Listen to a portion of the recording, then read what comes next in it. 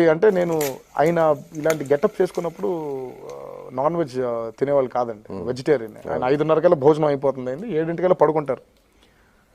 నాకు non veg నాకేంటంటే నాన్నతో అలవాటు అయిపోయి రోజు నాన్ వెజ్ లేకుండా నాకు ముద్ద దిగదు ఇప్పటికే.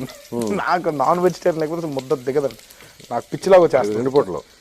2 పూటలు కాదు, అంటే ఏదో పూట ఉండాలి, పూట అయితే ఖచ్చితంగా ఉండాలి, ఏదో ఒక పూట ఖచ్చితంగా ఉండాలి.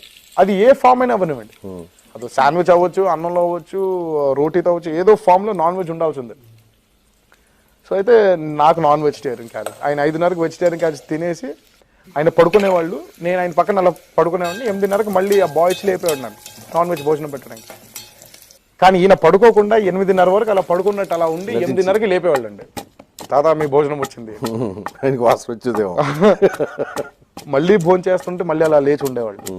పొద్దునే ఓ రోజు అమ్మ దగ్గర నుంచి క్యారేజ్ వెళ్ళింది, ఇంకా అప్పటి నుంచి అమ్మ దగ్గర నుంచి కంటిన్యూస్గా క్యారేజ్ వెళ్తూనే ఉండేది రోజు ఆయనకి, ఇంకా అంత నచ్చేసింది. తర్వాత అమ్మని పిలిపించారు. అమ్మకి నాన్ వెజ్ చేయటం వచ్చా? బాగా బ్రహ్మాండంగా వండుతుంది. ఓకే, నేను నా సైజ్ ఒకప్పుడు ఇంతే కదండి, ఆ వంటలు తినే కదండి, అసలు బ్రహ్మాండంగా వండుతుంది, బ్రహ్మాండం, ఏదైనా కూడా అద్భుతంగా ఉండేది. బాగా వండితే కానీ ఆయన ఫ్లాట్ అయిపోతుంది. సో అలా ఇంకా క్యారేజ్ అక్కడి నుంచే వెళ్ళేదండి. వెళ్ళిన తర్వాత అమ్మని పిలిపించారు. తర్వాత పిలిపిస్తే అమ్మ అలా కూర్చొని ఉంది, ఆయన ఇలా కూర్చొని ఉన్నారు, నేను ఇక్కడ కూర్చొని ఉన్నాను. మాట అన్నారు, ఇంతకాలం దూరం ఉన్నాము, దాని గురించి పట్టించుకోకండి. గుర్తుందండి ఇదే మాటలు అన్నారు ఆయన.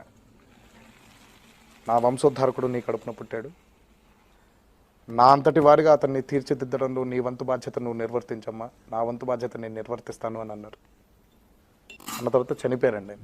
ఆ కోపం ఆయన మీద, ఈయనేంటి ఎంత మాట అన్నాడు, నా వంతు బాధ్యత నిర్వర్తిస్తాను అన్నాడు, వదిలేసి వెళ్ళిపోయారు. అనాథగా మళ్ళీ వదిలేసి వెళ్ళిపోయారు. అప్పుడే నాకు దిక్కు వచ్చింది అనే ధైర్యం, ఎంతలోనే అనాథ వదిలేసి వెళ్ళిపోయాడు ఆయన.